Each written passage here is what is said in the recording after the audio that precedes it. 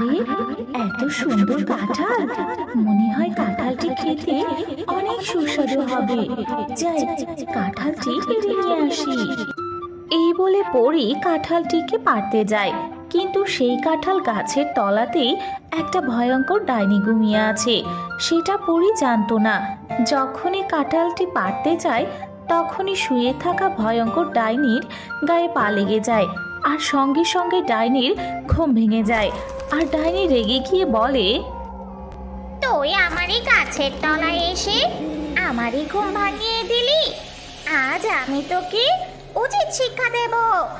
আজ আমি তোকে অভিশাপ দিচ্ছি, তুই আজ থেকে গরু হয়ে যাবি। না না ডাইনিজি, আমি বুঝতে পারিনি, আমার ভুল হয়ে গেছে। দয়া করে আমাকে অভিশাপ দিও না, আমাকে ক্ষমা করে দাও। না, আমি একবার কাউকে অভিশাপ দিলে সেই অভিশাপ আর ফেরত নেওয়া যায় না। তুই যেহেতু এত করে বলছিস, তোকে আমি একটা উপায় বলছি। তুই গরু থাকা অবস্থায় যদি তোকে কেউ মেরে ফেলে, তাহলেই তুই আমার অভিশাপ থেকে মুক্তি পাবি, আবার পরীর রূপ ফিরে পাবি। কিন্তু হ্যাঁ, একটা কথা মনে রাখিস।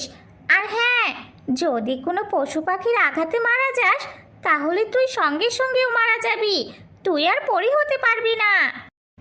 আর কখনো পড়ি আর একটা জাদুর গরুতে রূপান্তর হয় আর সেখান থেকে চলে যায়। আর সেই গ্রামে একজন মন্টু শিয়াল নামে বাস করত।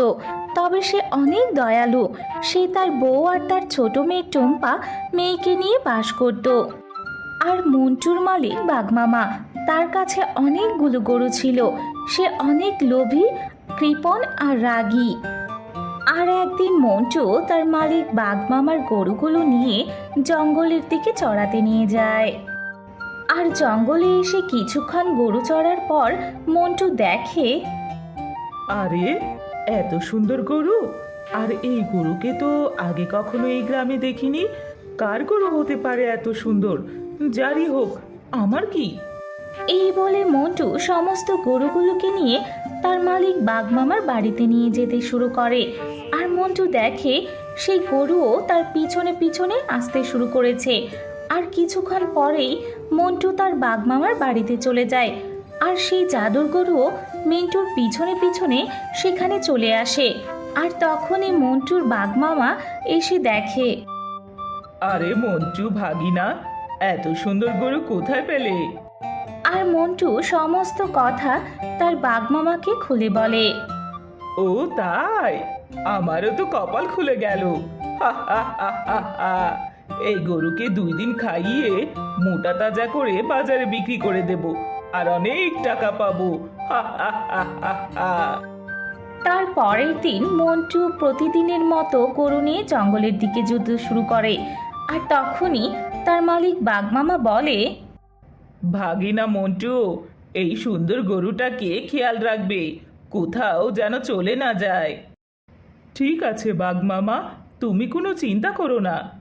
এই বলে মন্টু জঙ্গলে এসে গরু চড়াতে শুরু করে। আর কিছুক্ষণ পরেই মন্টু দেখে সেই সুন্দর গরুটি নেই। এই দেখে মন্টু অনেক উদাস হয়ে তার মালিক বাঘমামার কাছে আসে আর তার মালিককে সব কথা খুলে বলে। কি সব ফালতু কথা বলছিস? এত সুন্দর গরুটাকে হারিয়ে ফেললি মানে?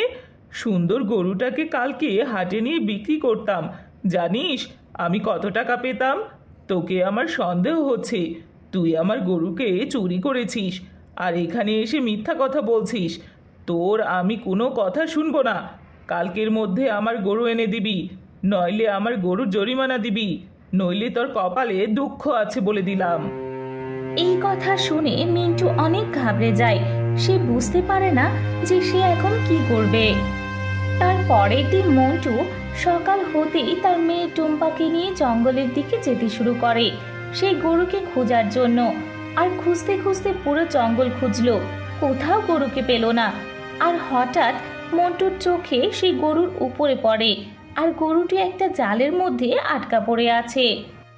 এই দেখে মন্টু তাড়াতাড়ি করে গরুকে জাল থেকে ছুটিয়ে নেয়। আর তখনই হঠাৎ করে গরু কথা বলতে শুরু করে। ধন্যবাদ আমার জীবন বাঁচানোর জন্য, তোমাদেরকে অনেক ধন্যবাদ।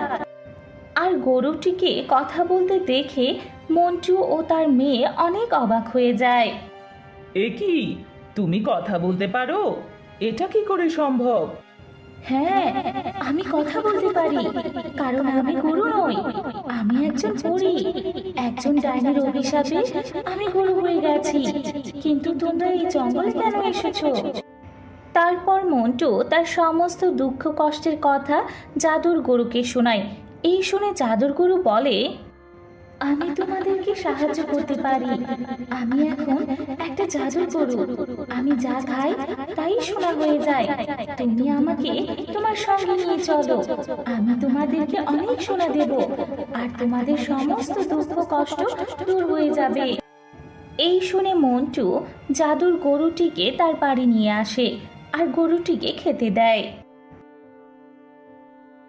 তার পরের দিন মন্টু সকালে ঘুম থেকে উঠে দেখে তার পুরো বাড়ির উঠান সোনা দিয়ে ভর্তি। এই দেখে মন্টু ও তার বউ অনেক খুশি হয়। এবার আমাদের দুঃখ কষ্ট দূর হয়ে যাবে। আর মন্টু সেই সোনা থেকে কিছু সোনা বিক্রি করে তার মালিক বাঘমামাকে হারানো গরুর জরিমানা দেয়। এইভাবে মন্টু ধীরে ধীরে তার মালিক বাঘমামার থেকেও অনেক ধনী হয়ে যায়। কিন্তু মন্টু হঠাৎ করে এত ধনী হওয়ায় তার মালিক বাঘমামার সন্দেহ হয়। আর একদিন চুপি চুপি মন্টুর বাড়িতে এসে দেখে, আরে, এত সোনা!